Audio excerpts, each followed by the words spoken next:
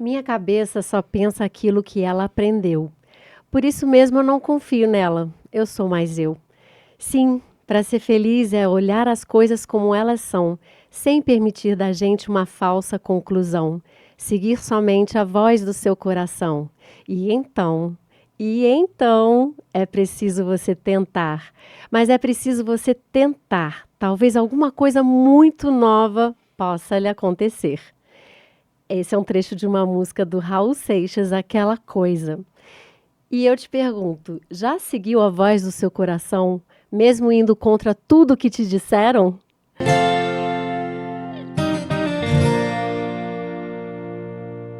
A nossa convidada de hoje seguiu. E como ela mesma diz, pagou para ver quem era ela para além do julgamento que ela tinha de si mesma. Mas antes dela contar pra gente a sua jornada, quero saber se você curte histórias de desafio, de transformações. Se sim, curte aqui, comenta, compartilha, dê sugestões, porque assim a gente vai conectando mais e mais olhares e tudo fica mais leve. Hoje, a nossa convidada, a nossa conexão é com o olhar de Fabiola Lima, coach mentora de alta performance, trabalhando como consultora nas empresas há 28 anos, com foco em desenvolvimento de pessoas, tanto equipe quanto liderança. Bem-vinda, Fabi! Muito obrigada! Que lindo! Muito bom começar com a sua frase, com esse trecho da Achou música. que tem a ver? Tudo a ver. Então conta pra gente quais desafios você precisou lidar ao decidir seguir a voz do seu coração. Começa aí. Deixa eu ver por onde eu vou começar. Vou começar do começo. Numa tarde quente, fui embora de Brasília. No submarino. No Lago de Bem Paranoá. por aí. Peguei o meu submarino. Minha família, eu cresci em Minas, minha primeira infância, e depois fui para Brasília, onde a minha família inteira mora, até hoje. E eu fui. A minha família, ela tem alguns rituais mais quadradinhos. Geralmente, a maior parte dos meus primos são funcionários públicos, os tios, enfim. Os meus pais são médicos, e aí tudo começou quando meu pai perguntou o que eu queria fazer, e eu falei que medicina não era a minha primeira opção. Aí foi um momento de crise. Como Porque assim eles esperavam. medicina não é a primeira opção? Falei, não é minha primeira opção. Eu vou fazer fono, porque ainda assim eu não consegui sair da área da saúde. Mas eu queria trabalhar com comunicação.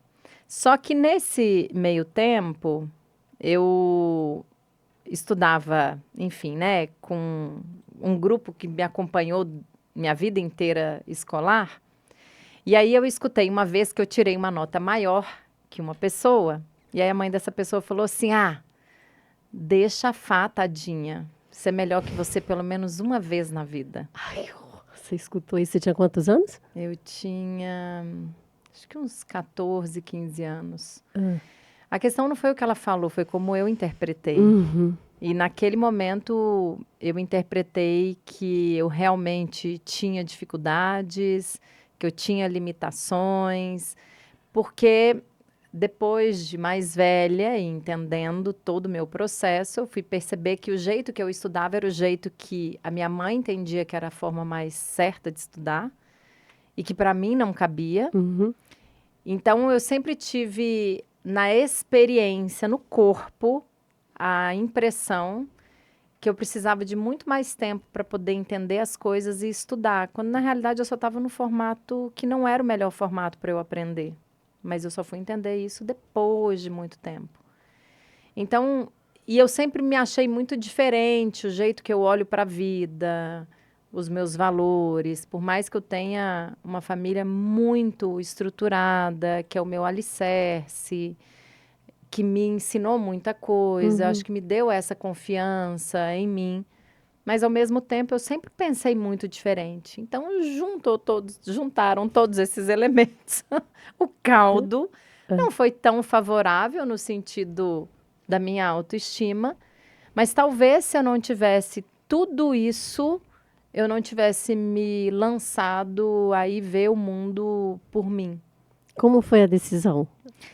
Então, como eu estava falando, eu estava no meio da encruzilhada, né? Presto medicina ou vou para fono, que era o Almanac Abril, que tinha as profissões? Eu acho que era. Deve ser, Eu só sei que um dia eu lendo, aí eu vi lá uma frase que falava sobre fono. Eu falei, é isso aqui que eu vou fazer. Sempre gostei de comunicação.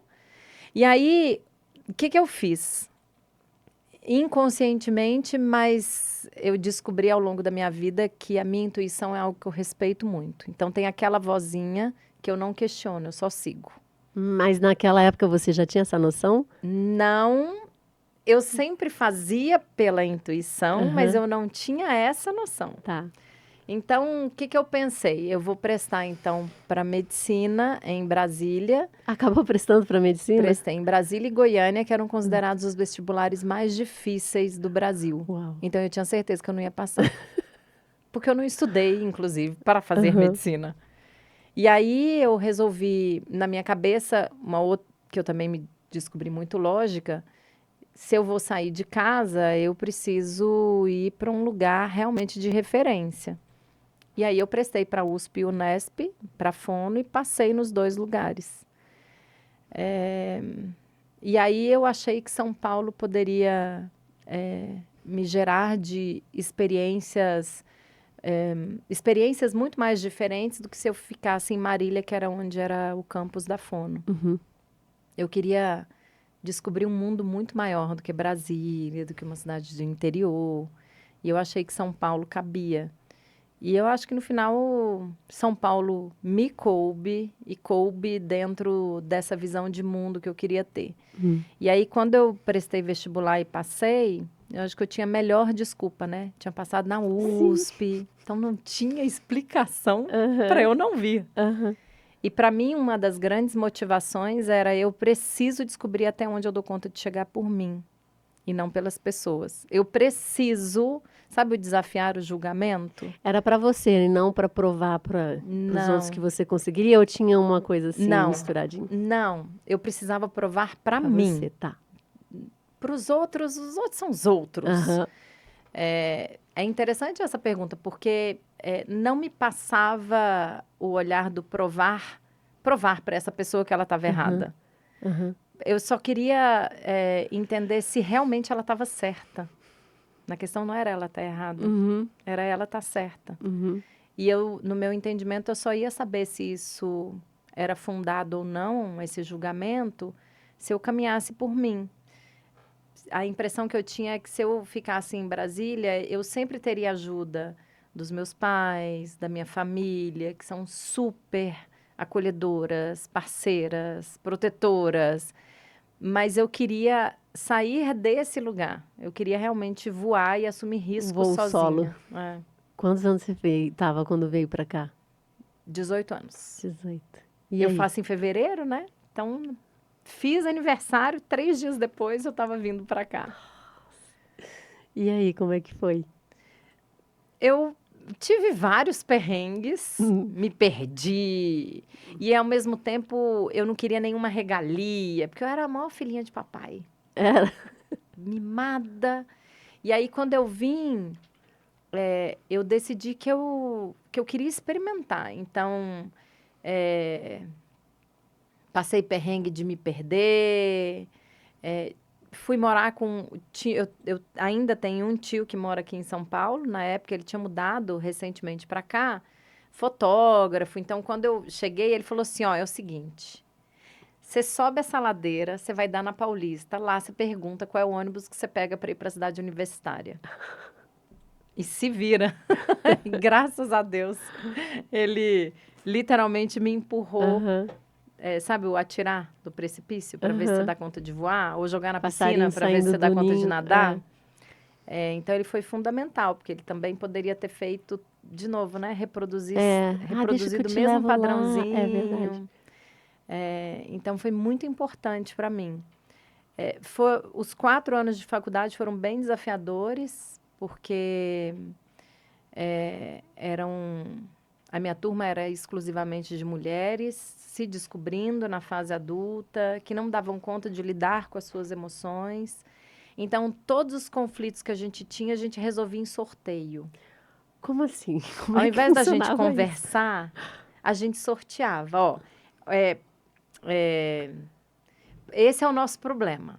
Então, desde um estojo que alguém pegou e nunca apareceu quem foi que pegou.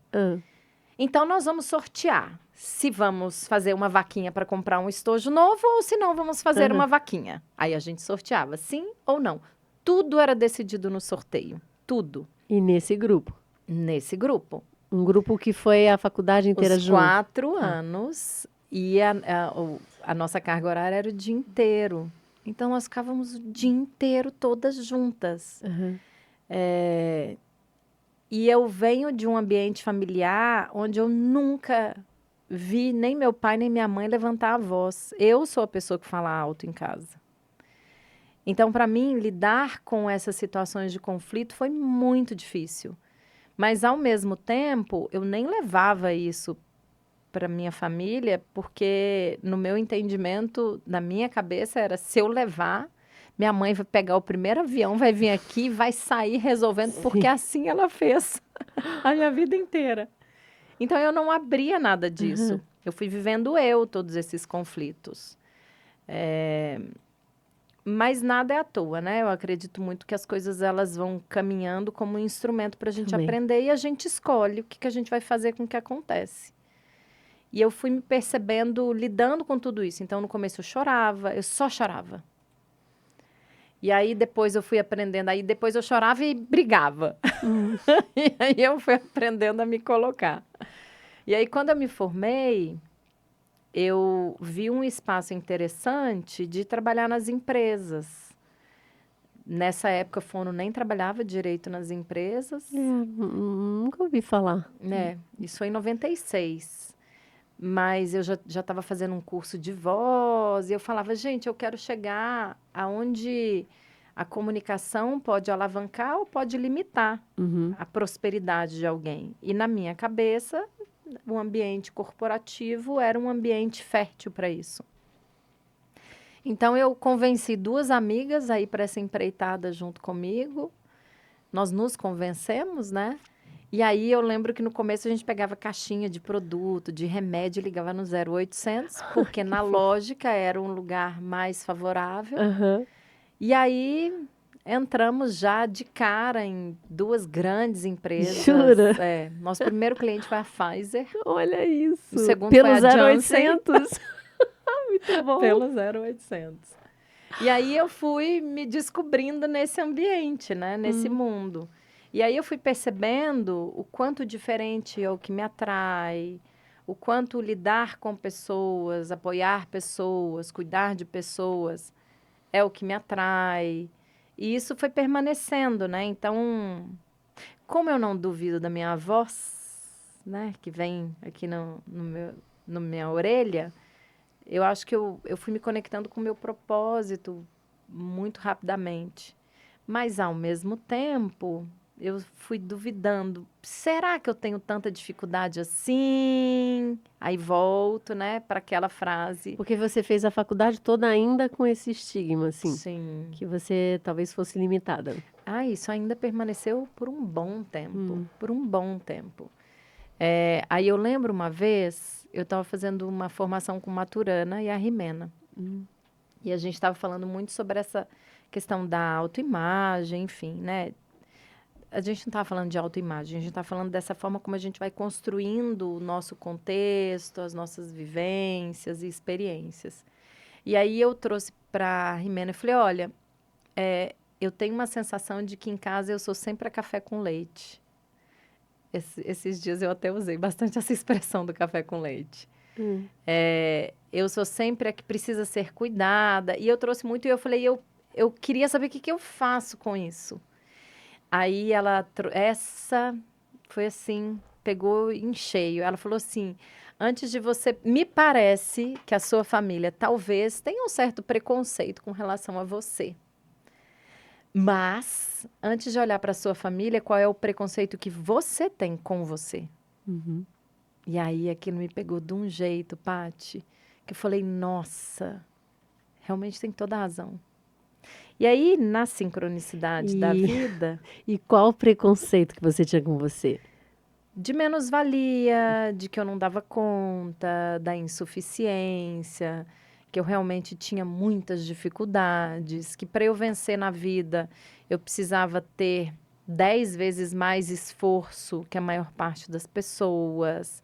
Então, o que pegou mais para você não foi pensar no preconceito que tinham em relação a você, mas Não. você com você mesma. É. Isso me pegou bem.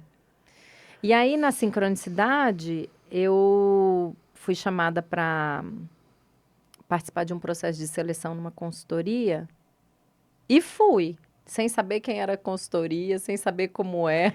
Ai, às vezes a ignorância é tão boa, né? Ótimo. Geralmente, os grandes passos que eu dei na minha vida foram assim. Aham. Eu só fui. Só saltou. O convite veio e eu disse sim para ele. Aham. Só. E aí eu passei. E nessa turma, eu era a mais nova, uma das mais novas. Assim, eu tinha uma diferença de idade de uns 10 anos para a maior parte dos consultores. Foi a primeira turma de mulheres, não era só mulheres, né? Mas a primeira turma que entraram mulheres. Mas para mim tudo isso não era referência, porque eu nem pensava, né? Nem estava olhando para isso. E aí, quando começou o treinamento nosso, a nossa formação de consultores, aí um dos formadores falou assim: eu comentei com a outra pessoa que também fazia a nossa formação que você é muito sagaz, que você tem um olhar. E aí ele começou a me elogiar. E aí eu fazia assim com a cabeça. Oi? Mas que estranho! É comigo E mesmo? aí chegou uma hora que eu não dei conta. Eu falei, eu acho tudo isso muito estranho. Aí ele, por quê? Eu falei, porque eu não me vejo assim. E aí ele falou, eu acho que então você poderia começar a rever a forma como você se vê. E aí eu fui estudando, aí eu fui entendendo, aí eu fui vendo que, na realidade, para eu aprender, eu só estava no formato que não era o melhor formato para mim. Eu sou do aprender vendo, aprender me relacionando, interagindo, trocando, para depois eu ler, para depois eu olhar para um roteiro. Aham. Então, aí eu fui encontrando o meu espaço. E aí eu fui aprendendo também a me respeitar, né? E isso mudou completamente, assim, O seu olhar sobre você mesmo. o meu habitar na vida, sabe? E aí você seguiu na consultoria? Segui na consultoria,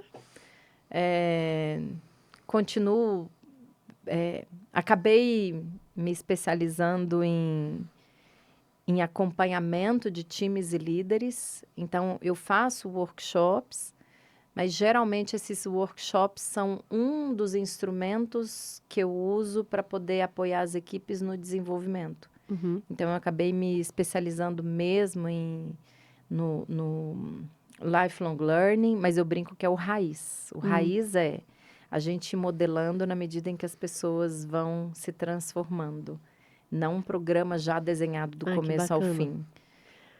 Quase um construtivismo, né? Sim, sim, bem nesse lugar.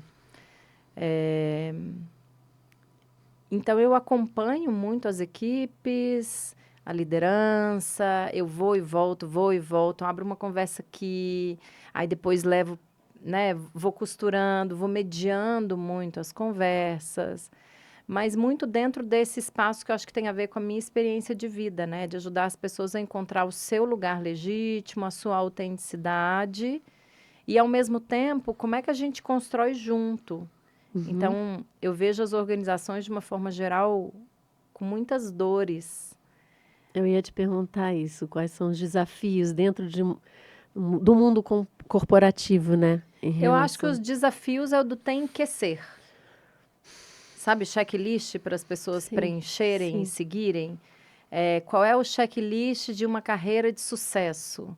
Qual é o checklist de uma equipe para alcançar alta performance? E com distorções conceituais muito grandes. Como quais? Como ainda se achar que alta performance é resultados a qualquer custo? O que eu vejo é que agora as pessoas têm muito conteúdo e acabam se apaixonando pelo que falam e perdendo a referência que a coerência está não só no que você fala, mas no que você faz. Uhum. Então, hoje eu vejo um descolamento muito grande entre o que se fala e o que se faz, principalmente por parte da liderança. O discurso e a prática, né? Que os jovens chamam de gestores blá. É aquele gestor blá, blá, blá, que tem um discurso lindo, maravilhoso. É tão bom. Mas na prática, você vai ver que é exatamente o oposto. Então, eu vejo uma tendência muito do se cuidar das agendas pessoais. Eu acho que a agenda pessoal, ela faz parte, a gente tem que cuidar mesmo. Mas qual é o limite? Né? Como é que a gente cria um espaço que seja favorável? Então, nos últimos tempos, eu tenho escutado muito a palavra justiça. Mas não é justo? E eu sempre pergunto, justo para quem? Uhum. O que você está fazendo, as decisões que você está tomando, elas são justas para quem? Elas são justas para a sua agenda ou tem uma agenda coletiva que você também está incluindo nisso? Então, na minha visão, a gente precisa dar um salto de consciência da liderança na relação com as suas equipes. E eu não acho que as pessoas estejam mais frágeis. Eu acho que as pessoas agora têm mais clareza do que serve para elas e do que não serve para elas. Então, ter uma liderança que não respeita o espaço de cada um e que acha que é comando e controle, que é tarefa dada, tarefa cumprida a qualquer custo, que manda quem pode, obedece quem tem juízo, isso não cola mais. Porque hoje as pessoas têm repertório para isso. E isso muda muito a forma como a gente vai configurar as nossas relações. Os jovens estão vindo muito assim também, né? Os jovens já estão vindo assim. Essa semana eu escutei um de 17 anos que entrou para a administração e ele falou, alguém perguntou, e aí, você vai querer fazer o quê? Eu ainda não sei, porque eu estou no começo, mas eu não tenho a menor vontade de ficar 12 horas do meu dia me acabando ali. Quer dizer, tem que ter um meio termo, né? Para a pessoa, para ter uma qualidade de vida, né? Trabalhando. Trabalhar é tão bom, né? Quando a gente... Sim. E não dá para as pessoas acharem que engajamento tem a ver com a quantidade de horas gastas, que aí é gasta, não é investida, dentro da empresa. Então, mas isso ainda acontece. Ainda acontece. As pessoas ainda veem isso como sinal de que a pessoa está motivada, está engajada. Quando o seu colaborador, a sua colaboradora só diz sim, isso ainda é visto como algo positivo. Eu falo, gente, desconfia, porque ninguém concorda com todo mundo o tempo inteiro. Isso é indicador. Então, os meus clientes até brincam, porque eu falo para eles, tudo é dado. A forma como as pessoas interagem, como elas conversam, o que elas falam, o que elas não falam, tudo isso é dado que sinaliza o que está acontecendo de fato, né? Então, como é que a gente olha para isso e como é que a gente tem interesse em realmente mergulhar nesse mundo, né? Não é se tornar terapeuta das pessoas, mas é olhar as pessoas como pessoas. Humanizar, né, a empresa. E eu não acho que isso é ter um olhar romântico para as coisas, não. Também acho que não. Eu acho que inclusive, você ter um olhar muito promissor. Porque se as pessoas estão nos seus melhores lugares, elas vão produzir num custo menor.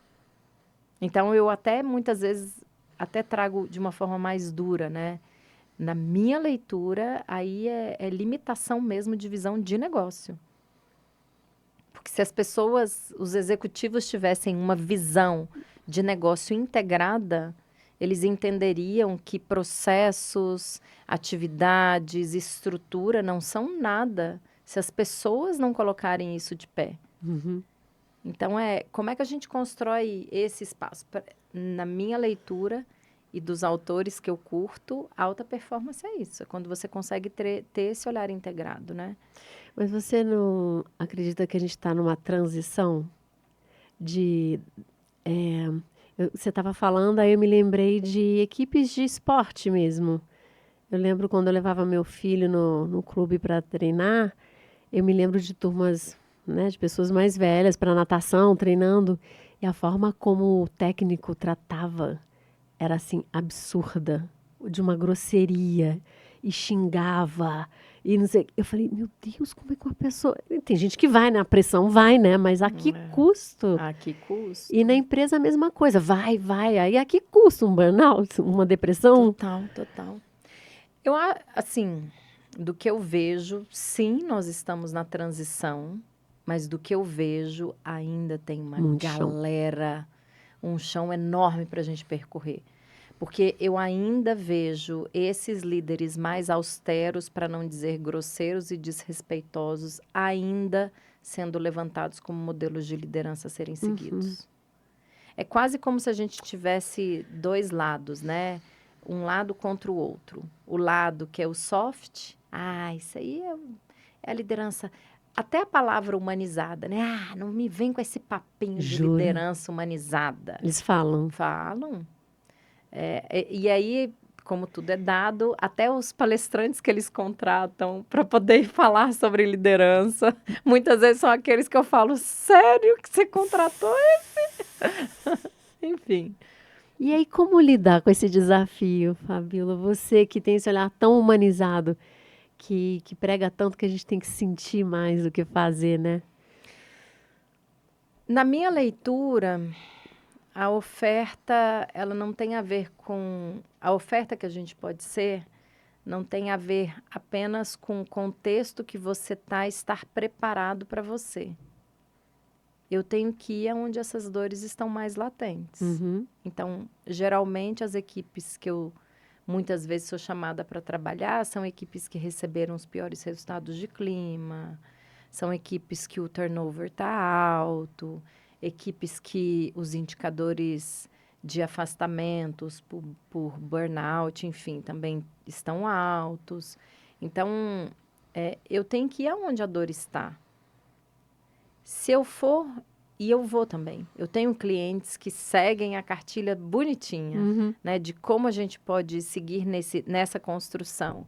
Mas eu acho que a potência da nossa oferta tem a ver com aquilo que a gente enxerga de necessidades das pessoas e a gente consegue antecipar isso. Então, eu acho que isso reflete a forma como eu acabei construindo a minha vida. Eu sempre me lancei em coisas não óbvias, eu fiz formações não óbvias. Hoje eu posso dizer que eu me conectei com a minha coragem, né? Tive a coragem de sair do conforto da minha casa para poder me lançar e vir para uma vida completamente desconhecida. Eu não tinha noção do que eu ia encontrar em São Paulo. Quando eu me formei, eu tive a coragem de dizer, porque eu ainda fiz mestrado, especialização, enfim. Em quem? Fono mesmo? Dentro da Fono. Dentro da Fono, na USP, estava com um projeto de doutorado pronto. E aí a minha orientadora falou, Fá, você olha para coisas que a gente nem está olhando. Será que aqui é o melhor lugar? E aí, nesse momento, eu falei, você tem toda a razão. Pega aqui o projeto, dá para quem você quiser. Eu vou olhar para o mundo. Então, eu não escolhi seguir pelo caminho mais fácil e mais óbvio. Mas eu escolhi seguir o caminho que realmente tocava fazia sentido. O meu coração, que fazia sentido, que eu me sentia inteira. Então, eu acho que esse lugar de oferta, ele está aí. Tem muito, muito trabalho para ser feito. Como diz uma amiga minha, temos garantia de emprego por um bom tempo. Sim, verdade, verdade. Ela fala, ainda bem, Fá, que o povo não está seguindo a cartilha. Então, tem muito espaço. E eu acho que a gente tem que se atrever a chegar aonde não necessariamente é mais fácil a gente chegar. Eu fiquei curiosa como é que uma pessoa... como essa que você falou, né? Não vem com essa palavra humanizada. Como chegar nessa pessoa? E outra pergunta, o que faz, é essa pessoa que faz alguém te procurar? Se ela não faz alguém Apaga me o fogo aí? Provavelmente não, mas ela é quem assina o cheque. Ah, tá. Então, ela é que vai autorizar se o trabalho vai acontecer ou não. Então, de alguma forma, precisa fazer sentido para ela. Entendi. Ela só fica sabendo que a coisa tá pegando fogo. Ela fica sabendo que a coisa está pegando fogo, aí ou a área de desenvolvimento ou os business partners vão levantar a necessidade de falar, a gente precisa trabalhar, porque senão esse resultado vai começar a interferir, senão esses pontos vão começar a interferir nos resultados. Então, Aí falou em resultado. todo mundo tem o que importa, né, Paty? Eu acho que o movimento nosso é dar conta de decodificar na nossa linguagem aquilo que o outro, aquilo que toca a outra parte. Quando a outra parte escuta o que a gente está falando de uma forma que conecta com o que importa, fica mais fácil ela dar conta de entender que você pode ser uma boa oferta e dar conta de sustentar, porque é isso, né? Como geralmente o trabalho que eu faço não é só do workshop, estou trazendo só no sentido de não é ir lá um dia e ir embora, eu preciso que todo o ambiente, todo o ecossistema dê conta de sustentar. E isso exige um olhar diferente, não é só a entrega da sala. Eu preciso entender as conversas no paralelo, que está no bastidor. Então, e eu preciso dar segurança para essas pessoas que ainda estão chegando. Essas pessoas que ainda têm essa leitura um pouco mais distorcida. Então, na minha leitura, não existe o interlocutor impossível. Mas, de alguma forma, eu tenho que tocar essa pessoa o suficiente para ela estar disposta a abrir uma frestinha para poder entrar. Tá me lembrando assim que é como a gente cuidar de criança, né, na psicologia. Você pode fazer o trabalho, aliás, criança é rápido, criança é bandeirosa, criança vai rapidinho, ela vai, mas ela volta para aquele ambiente dela sempre. Então, é um trabalho quase que enxugar gelo, né? Se aquele ambiente não tiver uma transformação. Sim, no começo da minha carreira eu trabalhei um tempo numa clínica e era uma clínica infantil. A gente atendia crianças com alterações neurológicas e crianças sindrômicas. E eu mais trabalhava os pais do que as crianças. E era tão interessante, porque aí a secretária falava assim, eu não entendo. Quando é com você, você chama os pais entram, às vezes saem chorando. Eu não entendo. Mas eu também não entendo que os pais não querem mudar de fono. Bonitinho. Porque você foi lá e tocou, né? Porque se eu não trouxer essa família na parceria do trabalho, e para mim não era dizer o que eles tinham que fazer, era escutá-los. É assim, o que você está sentindo? Como é para você ter uma criança que foge das suas expectativas? Como é para você ter uma criança que muitas vezes tem dificuldade para pegar um garfo? E aí, uma vez, uma mãe falou, eu conto os dias para chegar com a sua terapia.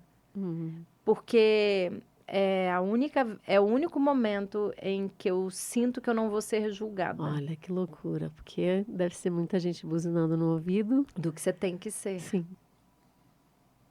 Então... E ninguém tem que ser nada, né? Ninguém tem que ser nada. É como a gente traz a liberdade da gente ser quem a gente quiser ser. Na metamorfose ambulante, como diria Raul Seixas. Sim. Assim, o que eu sou hoje, não necessariamente eu vou querer continuar querendo ser daqui ad eternum. Então, é como a gente também traz essa leveza e fluidez nesse espaço constante de transformação, transmutação, enfim. Eu acho que isso não tem a ver com ser mais evoluído ou menos evoluído. Isso apenas tem a ver com a dança da vida. As coisas vão acontecendo e a gente tem a oportunidade de enxergar as coisas de um jeito diferente. Sim. É como a gente traz isso como um valor de vida, não só como uma tarefa que a gente tem que cumprir. Ou seja, você fez você só transportou, né?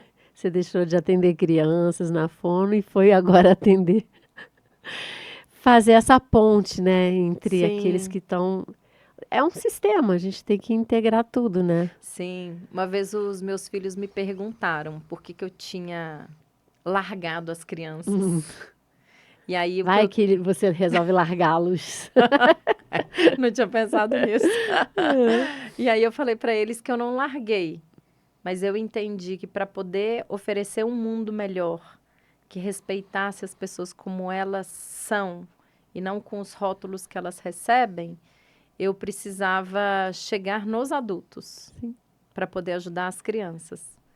E, de fato, foi uma decisão, né? Porque desde que eu me formei, que eu trabalho nas empresas, mas no começo eu tinha as duas agendas, né? Eu trabalhava em consultório e trabalhava nas empresas.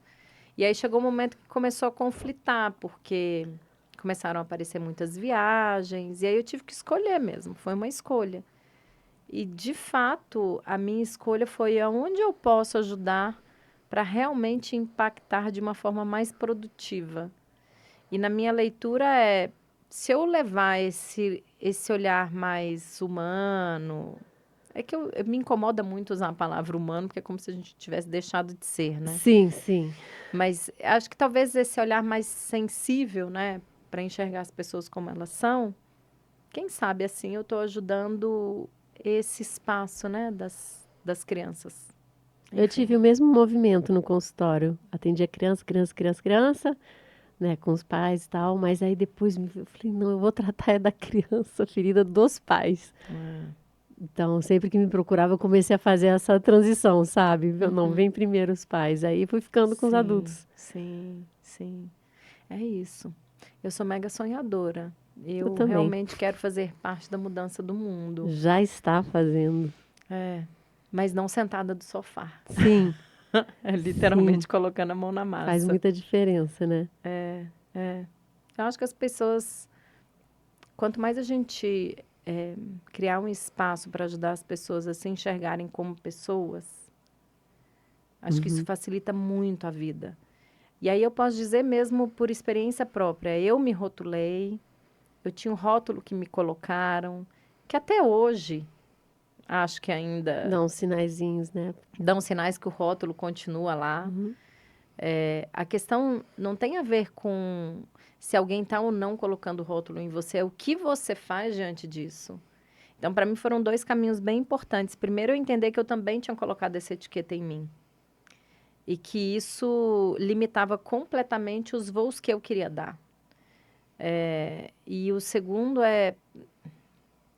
eu não estou aqui, acho que tem a ver com a pergunta que você trouxe em algum momento, eu não estou aqui para provar que o rótulo cabe ou não cabe. Isso não me diz mais respeito. Sim. O meu papel é viver a minha vida, me respeitando dentro da minha autenticidade. Desde que a gente se falou, né, para preparar para cá, eu fiquei pensando num monte de coisas. E quais eram os meus desafios, né? Como é que eu assumo o meu lugar, mas eu também não perco de vista o respeito pelas pessoas, por quem não está na mesma vibe, na mesma página que eu, no mesmo lugar. Qual é o limite entre o respeito e o deixar passar do limite? Como é que eu vou conduzindo essas relações para não ter que brigar com as pessoas, para as pessoas me aceitarem? Mas para criar um espaço onde eu já me aceito, como é que eu abro espaço para também dizer para outra parte, ok, mas pelo menos me respeita. Então, Não passa daqui. Essas questões relacionais, elas são muito importantes, mas as linhas são muito tênues, né? Sim, delicadas. Sim. Eu cheguei a pensar, antes de te apresentar, de usar a frase do Sartre, né? Que eu não importa o que os outros fizeram com você, mas o que você vai fazer com o que os outros fizeram com você, né? É isso. Mais ou menos isso. E é o que você fez. Sim. Sim. No final, é bem sobre isso. O que você diria para essas pessoas que estão dentro de uma empresa e que acham que não vai mudar, que tem que ralar, e tem que cumprir horas extras e que o que importa é o quanto elas produzem, o quanto elas ganham, sabe? Porque eu sinto uma coisa assim ainda de uma geração que não, agora é a hora, eu tenho que trabalhar muito, eu tenho que juntar muito, depois eu vou fazer o que eu gosto. Eu ouço isso, você ouve? Eu já ouvi mais. Bom saber disso. Hoje eu ouço menos. o que eu costumo trazer para as pessoas são alguns pontos. Primeiro vale a reflexão se a empresa onde você está é a empresa que realmente você gostaria de estar. Uhum. E se você decidir mudar, que seja porque você entendeu que aquela empresa não sustenta ou corresponde aos valores que para você são importantes. Uhum. E não porque você não dá conta de lidar com o contexto da empresa. Se você não dá conta de lidar, é como é que você entende por que você não dá conta de lidar.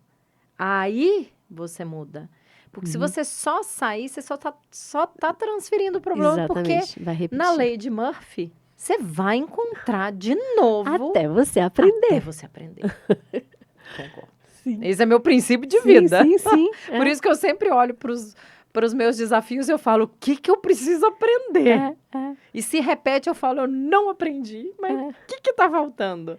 E Então, aí vai chegando numa dimensão maior, né? Se você não aprende na sim. primeira, depois uma mais forte, Para depois uma escancarar, porrada na cabeça. até que você fala, agora eu vou ter que olhar. Então, acho que esse é um primeiro ponto. O segundo ponto é como as pessoas ousam ocupar lugares diferentes. Uhum. Quanto mais a gente ousa sonhar, ousa se ver em lugares diferentes, mais você abre possibilidades para o seu caminho. Como você fez, né? Pode ligar pro Sim. 0800. Já se viu lá dentro e se foi.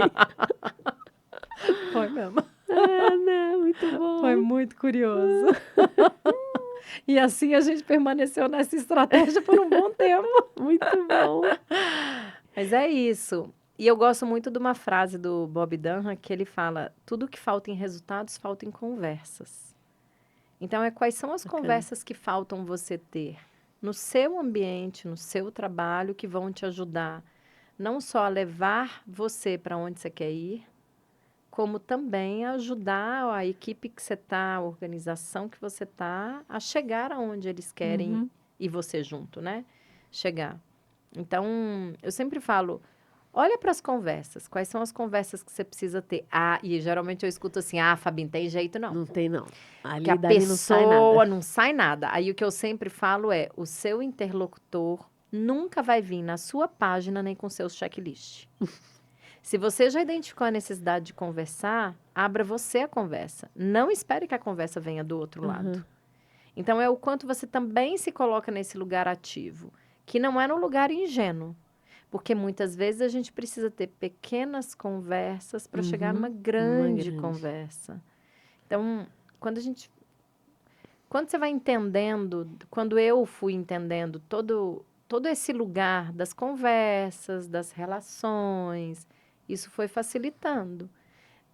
E a gente entender também até onde a gente dá conta. Sim. Eu tenho conversas que eu tenho muita dificuldade de ter com algumas pessoas. E aí eu postergo, aí eu adio, até que vem a paulada.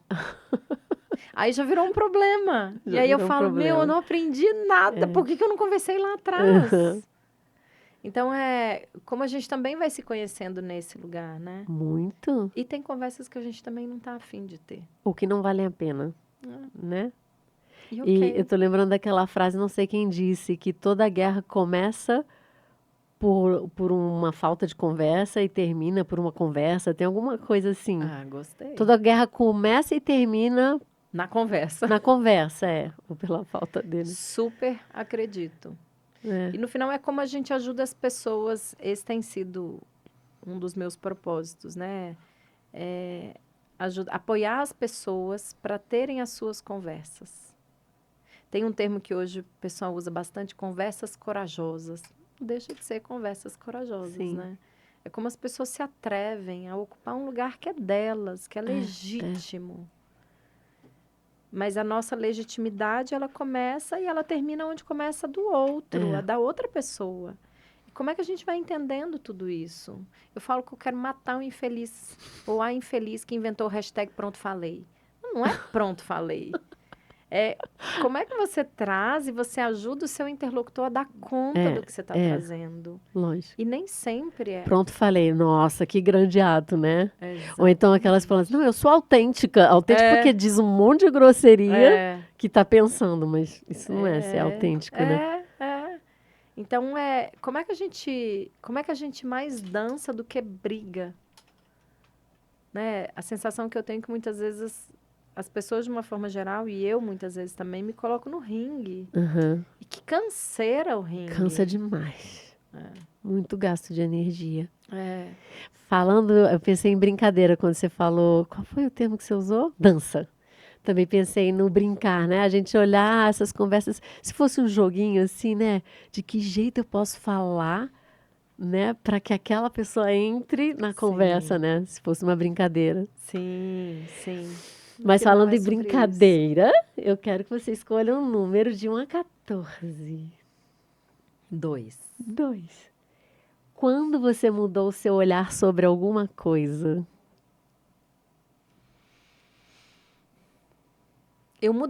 Eu acho que eu vivo mudando meu olhar sobre as coisas. Eu estava esperando essa resposta.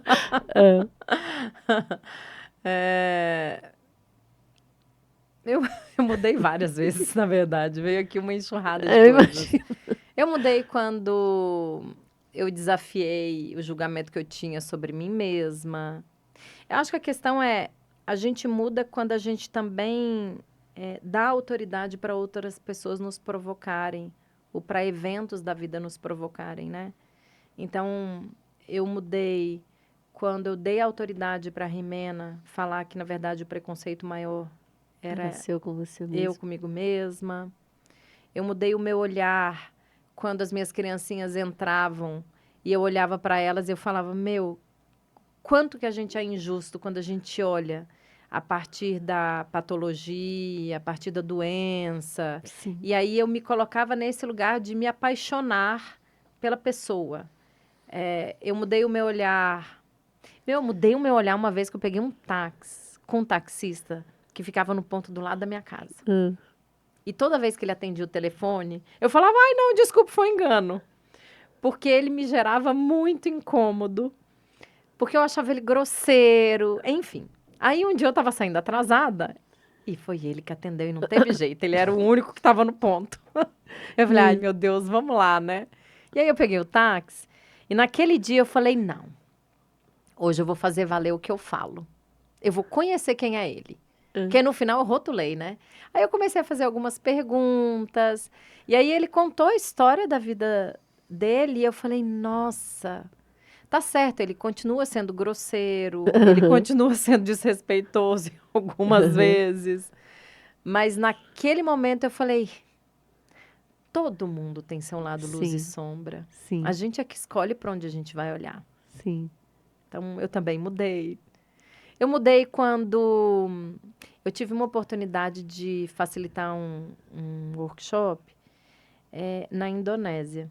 Que numa legal. ilha que a maior parte das pessoas eram muçulmanas. E aí, na apresentação, as mulheres falavam, eu estou aqui porque o meu marido me autorizou estar. E quando eu escutei, eu lembro que meu corpo fez assim. Oi? Como assim? E aí eu falei, não é como assim. Só escuta. E aí eram 4 dias, né, de evento. E aí eu fui conversando com elas. Me conta um pouco mais. Como é para você? Você se sente validado? Você não se sente? E aí elas foram me trazendo o olhar delas. E aí eu coloquei muito no é diferente do meu olhar e ok. É outra cultura. E ok. Como a gente também está disposta e disposto a acolher o que vem e a aceitar o diferente como diferente. E ainda assim também se posicionar, né? Então, para mim foi uma super experiência, assim, de me ver olhando os meus valores e a forma como eu levo a minha vida e falando, nossa, isso não tem nada a ver comigo. Ok. Mas para elas... Para ela tem. Para elas faz sentido. E ok.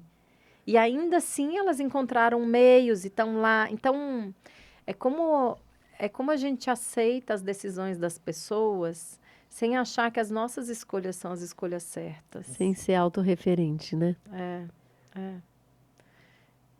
Mudei quando os meninos nasceram, os meus 2 filhos. Quando...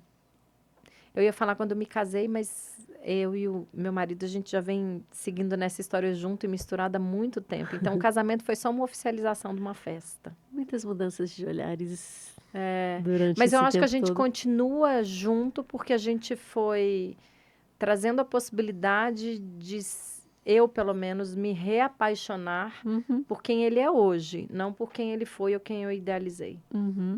Então, eu acho que Nossa, essa isso mudança... faz uma diferença. Acho que essa mudança é constante, né? Mas aí tem a ver com o exercício nosso. É uma escolha minha ter esse movimento constante de rever o meu olhar sobre as coisas e sobre as pessoas. Apesar de eu falar com muita ênfase, eu não gosto de extremismos, eu não gosto de radicalismos, porque eu acho que mais exclui do que inclui. Claro, também. Novamente, apesar de eu falar com muita, firmeza, e às vezes as pessoas acabam tendo uma leitura que eu estou sendo também extremista e radical. Mas eu estou só defendendo a minha Porque ideia. você está sendo enfática, né? Porque eu estou sendo enfática. Mas eu acho que esse movimento de abertura, a gente ainda tem que melhorar tanto enquanto humanidade. Muito, muito, muito, muito.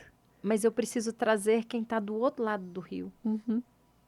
E não colocar um muro para separar a gente. Porque senão o mundo não vai mudar. Não, não vai. E eu vejo muito a humanidade nesse lugar do ou é isso ou é aquilo. Que horas que a gente vai colocar todo mundo junto para conversar? E isso vai demandar energia, vai ser trabalhoso, não vai ser na primeira conversa que a gente vai resolver. Se eu tenho esse motorista mesmo, ele faz tempo que eu não vejo, super machista. E o que eu estava fazendo? Colocando um muro, evitando abrir conversas. Escutar, né? Como é que, primeiro eu entendo como ele enxerga o mundo, e segundo, como é que eu crio uma conversa, no mínimo, para ir plantando algumas sementinhas. Sim, que se ele quiser, ele vai regar. Se ele Umas quiser, ele não vai perguntinhas. regar. Mas aí tá com ele. Mas o quanto eu também não excluo. Que eu acho que é um movimento que eu faço hoje no meu trabalho. Eu não excluo, eu incluo. Mas tendo a consciência de que algumas relações, alguns interlocutores são mais trabalhosos. Sim. Em que sentido? Eles não estão olhando para onde eu estou olhando. Como é que eu convido a olhar? No mínimo, a olhar para onde eu estou olhando. Né? Que lindo. Tão necessário. E, Fabi, lembra que eu te pedi para você trazer alguma coisa que simbolizasse esse seu processo de seguir teu coração? Que pode ser uma música, um poema, um objeto, uma imagem. O que você trouxe? O que você pensou? Eu trouxe primeiro esse anel.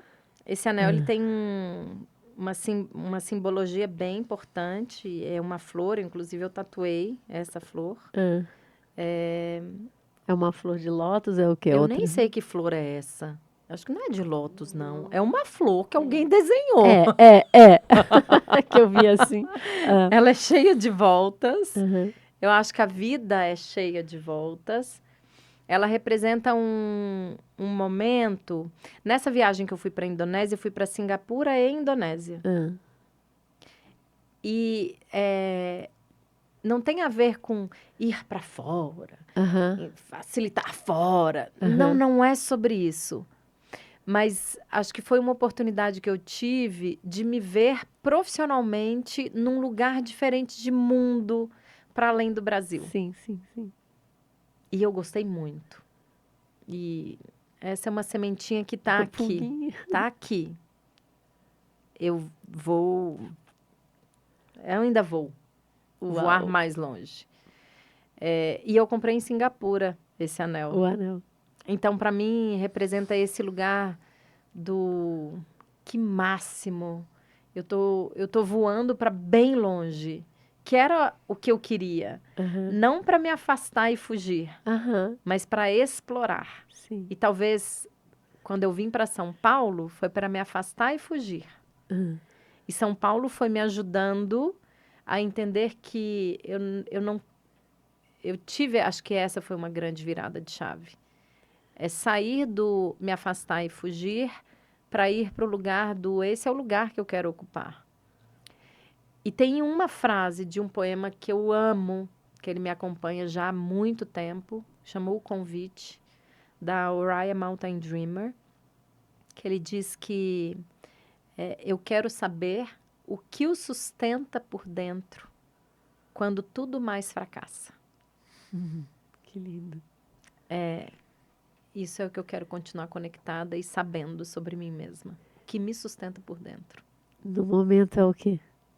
Que te sustenta quando alguma coisa... Acho que é a fé. Eu aprendi com meu pai tá vivendo um processo, né, de um quadro de saúde progressivo, enfim. E aí, lá no comecinho, quando a gente estava no diagnóstico, aceitar, não aceitar, eu perguntei para ele, eu falei, pai, como você está se sentindo? Como você está se sentindo e como você quer levar daqui para frente? Aí ele falou assim, não era isso que eu tinha esperado para minha velhice. Mas eu quero continuar na fé que eu dou conta. Eu acho que esse é o meu lugar. O que me sustenta por dentro é a fé em mim. É a fé nas pessoas que estão à minha volta, é a fé no divino, é a fé em Deus, sim, e em mim. Eu não posso perder de vista a fé e a confiança em mim. Sim. Que apesar das adversidades, no final, eu dou conta. E como dá conta? Graças a Deus que tem pessoas como você. Amor. Tamo junto, Fabi, né? Tamo junto. Tamo junto. Muito obrigada por estar aqui hoje. Eu que agradeço. Dividindo, trocando esses olhares lindos. Agora olha ali para a câmera e fala onde ali onde podem te achar. Eu estou no Instagram, Fabiola Lima _oficial, com reflexões sobre a vida, liderança, sobre as dores e os sabores de lidar com gente. Obrigada. Eu fico aqui então. Vocês que gostaram, que amaram esse olhar tão especial da Fabiola, curtam, compartilhem, comentem, deem sugestões, né, para a gente poder conectar mais e mais olhares, ampliar essa rede, para que outras pessoas se inspirem, como a Fabiola me inspira. Um beijo, até a próxima semana, toda segunda-feira um episódio novo, te espero lá. Tchau, tchau.